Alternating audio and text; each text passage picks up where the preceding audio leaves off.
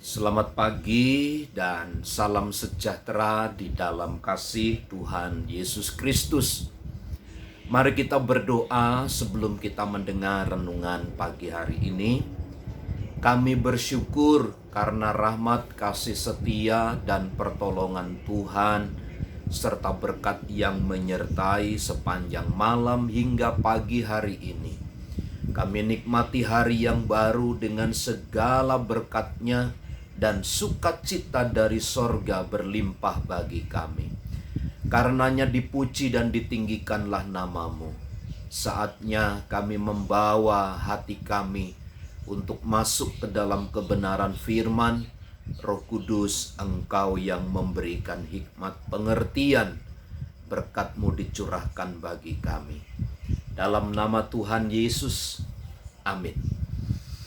Mazmur 109 ayat 1 sampai ayat yang kelima. Doa seorang yang kena fitnah.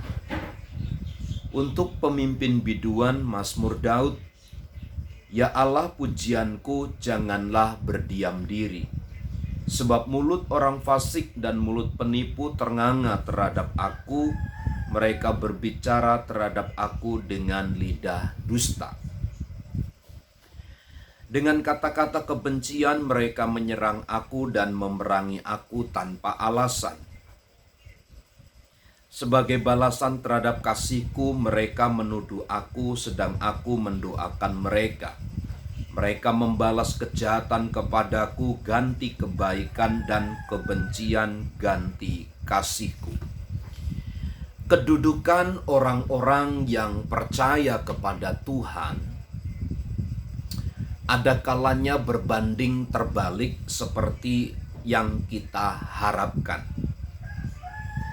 Terbersit jauh sebenarnya dari apa yang tertulis dari ayat-ayat ini, khususnya Mazmur 109 ini, ayat 1 sampai ayat yang kelima. Jauh dari situ sebenarnya pemazmur ingin mengerti, ingin menyadari, ingin menyampaikan bahwa hidupnya itu berada dalam tekanan hidup yang berat. Ketika dia melihat orang-orang yang ada di sekitarnya, ketika dia berhadapan dengan lingkungan dia ada dan tinggal, tentu ini adalah merupakan satu bentuk perlawanan secara rohani.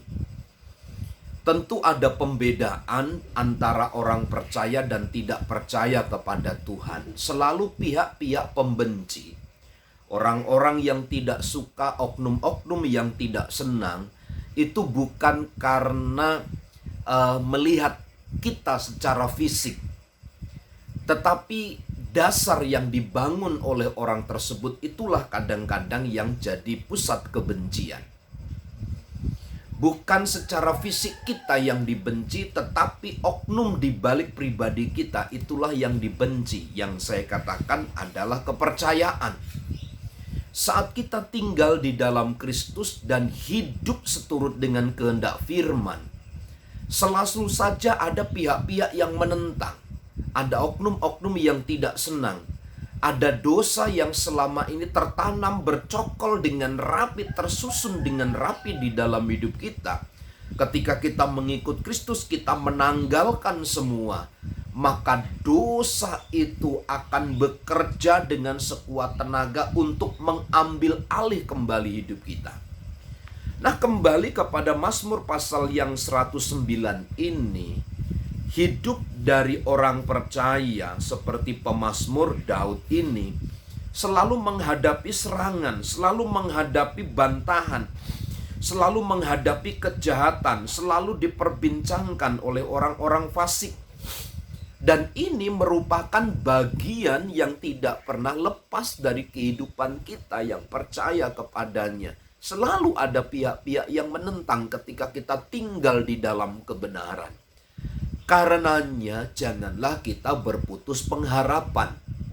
Janganlah kita kecewa. Janganlah kita sakit hati. Tetapi tetap sandarkan hidup kita kepada Kristus. Karena Dia adalah kebenaran. Pada waktu kita tinggal di dalam Dia, percayalah Tuhan yang akan membela dan menolong kita.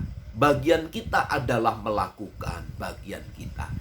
Bagian Tuhan adalah menyelesaikan dari kebenaran firman-Nya yang kita lakukan, yang kita terapkan di dalam hidup kita.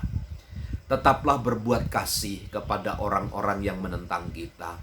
Tetaplah mendoakan mereka, karena itu adalah bagian kehidupan ketika kita tinggal di dalam kebenaran. Selamat pagi, selamat beraktivitas. Kiranya Tuhan menolong dan menguatkan kita sekalian. Amin.